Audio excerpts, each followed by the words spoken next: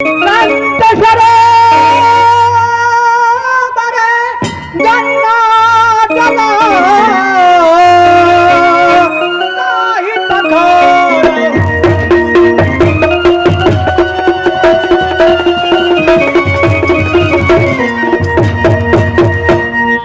शांत सरोवर गंगा जल ताहि तखार हुआ। निर्मल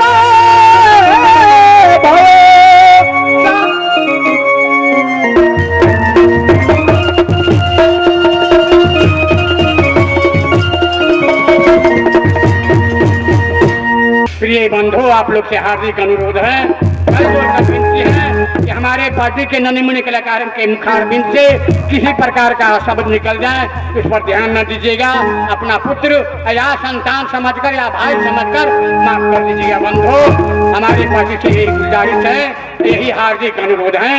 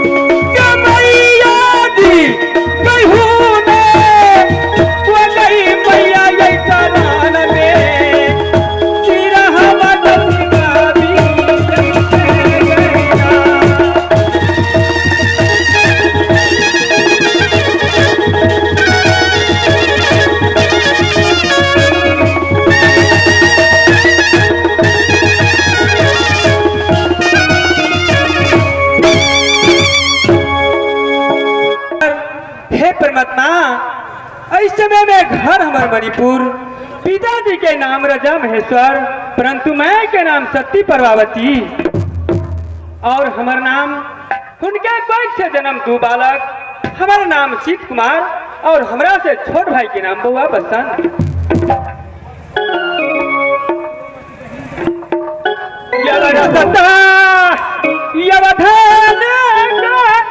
मैया की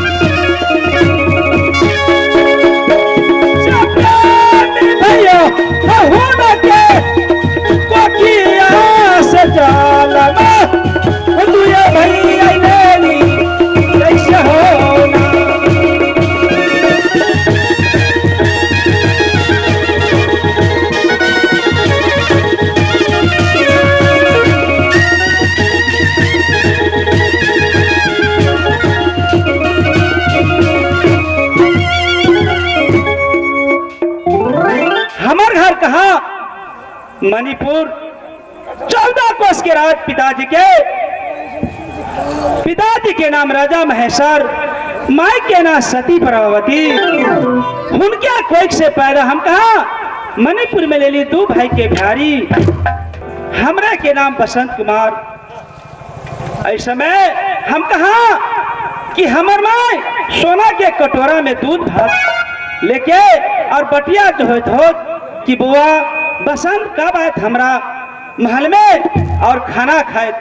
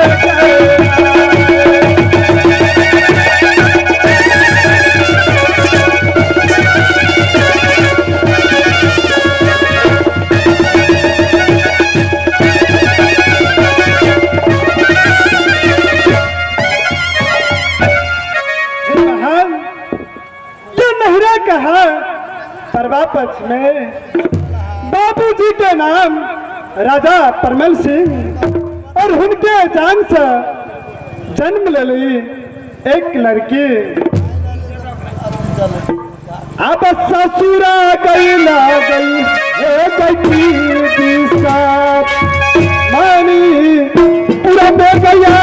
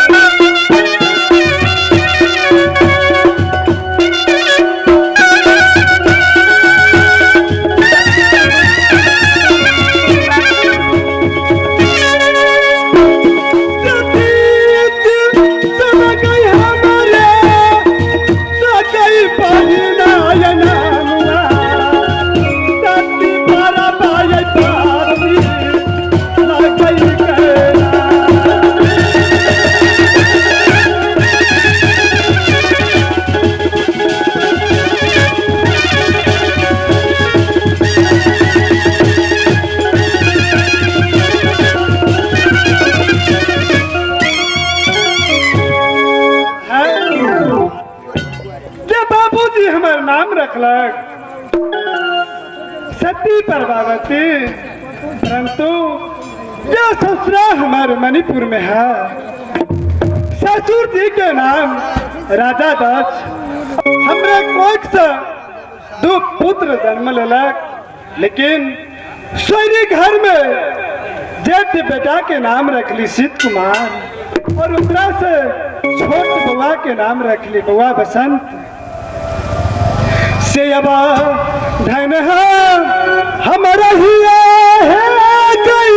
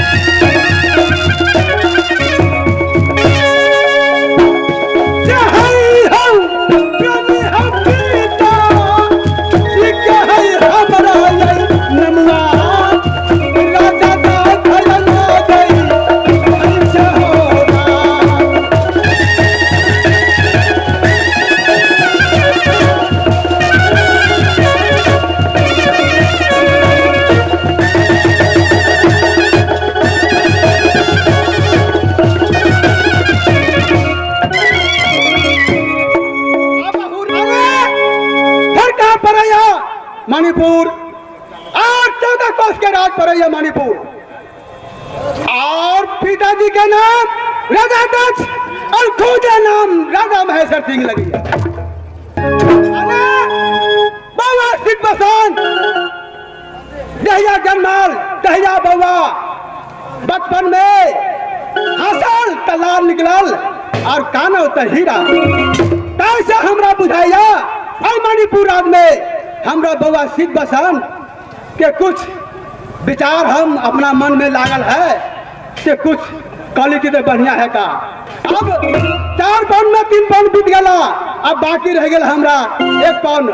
अब दिल में बहुत किस्म के अभिलाषा लागल है कि बउआ के कुछ पढ़ा लिखा ली थी अपना राज में, तो बहुत खुशी के बात है था। भैया